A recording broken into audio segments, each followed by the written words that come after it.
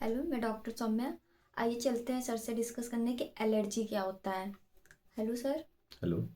Yes sir, आप 15 साल का आपका एक्सपीरियंस रहा, आप बताइए कि कैसे एलर्जी के पेशेंट आते हैं, उसको कैसे हमको हैंडल करना चाहिए। जी सौम्या जी, आपने यस क्वेश्चन सही किया। आजकल जो पेशेंट हैं ठंड में बहुत सारे एक स्नीजिंग कोल्ड कोराइजा बढ़ते जा रहे हैं। सर। यस। लोग नेट से या कहीं से पढ़ के आ जाते हैं कि मुझे एलर्जी हो गई। हम्म। एक्चुअली बता दूं, कोल्ड कोराइजा का पेशेंट जनरली स्ट्रेप्टोकोकल स्ट्रेप्टोफाइलोकोकस एक वायरस होता है, उसकी वजह से इन्फेक्शन हो जाता है। लोग क्या कोल्ड में ये प्रॉब्लम्स क्यों होती है? इसलिए होती है कि हमारी बॉडी वीक होती है, ओके। या हम ठंडा पानी यूज करते हैं या डायरेक्ट बोतल से सीधे इनटेक करते हैं। इस समय डायरेक्ट हमारे थ्रोट में इन्फेक्शन आ जाता है, जिसके कारण ये स्ट्रेप्टोकोकल बैक्टीरिया इन्फेक्टेड कर देती है और फर्स्ट टाइम हमें थोड़ी सी खराश और खांसी आना चालू हो जाता है, यस सर। जिसको हम एलर्जी का नाम देते हैं। Not allergy, general cold coryza होता है। अगर ये एलर्जी में तब कन्वर्ट होता है जब बार बार हर सीजन में आपको होता रहे, तब आप एलर्जी कहेंगे, उससे पहले एलर्जी नहीं कहेंगे। सेकेंड थिंग्स, आजकल साइनोसाइटिस हो रही है। साइनोसाइटिस मतलब कि आपके नोज में साइनस होती है, उसमें सूजन देखने को मिलता है, तो उसको हम साइनोसाइटिस कहते हैं। यस जिससे सर। आपको फ्रिक्वेंट छींक आने लगती है और छींक आते आते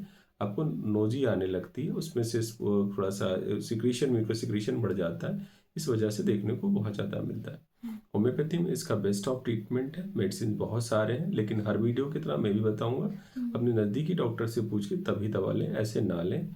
एक तो सैंगनोरिया सी आती है, आर्सेनिक एल्ब है, हीपर सल्फ है, कॉस्टिकम है। इन सब चीज़ों का ध्यान रखें, ये चीज़ें आपको यूज करना चाहिए। अब अलग अलग इंडिकेशन आपको पढ़ाया गया, उस टाइम जाकर के इन दवाइयों को यूज करिएगा। बट सर, सडन अगर कोई पेशेंट आता है हमारे पास, तो हाँ, उसको हम होम्योपैथिक से कैसे क्योर कर सके, देखिए, क्योंकि सडन उनको। आपके पास केस आ रहा है, एक्यूट है, तो एक्यूट के केस को आप एक्यूट की तरह डील करिए कि उसको देखिए उसके पॉजिटिव फैक्टर क्या है। कहीं कोल्ड से तो एग्रावेशन नहीं है, कहीं उससे एग्रावेशन तो नहीं मिल गया है। इस वजह से उसको देखना पड़ेगा कि किस वजह से हमें ये देखने को मिल रहा है। अगर हमें ठंड से है तो रस्टॉक्स दे दीजिए। सडन एंड वायलेंट अचानक से आ गया तो एकोनाइट दे दीजिए। ठीक है, अगर आप उसको रेडनेस, चेहरे में रेडनेस मिलता है तो बेलाडोना दे दीजिए। इसका ध्यान रखिए, एक्यूट वाली मेडिसिन को अलग रखिए जो फ्रिक्वेंट आपको हाँ। अच्छे से वर्क करेगी। ओके सर, कि मतलब अगर सडन कोई चीजें हो रही है तो उस केस पे डिपेंड देखिए, करता आपके है। शब्द में ही दिख रहा है, जैसे आपने बात की sudden sudden in violent is aconite, first time है, ठीक है। अगर उसका रेडनेस है, एक्रेडिटी है, तो आप एलियम से पा दीजिए उसको, ठीक है। Okay sir, please. ठीक है सर। यही सर था, क्योंकि आजकल कोई भी चीज़ होता है सडन होता है तो पेशेंट सबसे ज़्यादा एलोपैथिक की तरफ जाते हैं, क्योंकि उनको तुरंत रिलीफ नहीं, चाहिए। तुरंत रिलीफ हमारे यहाँ भी है। जब एक्यूट की मेडिसिन सारा इंडिकेट रखेंगे तो तुरंत तुरंत आपको रिजल्ट मिलेगा।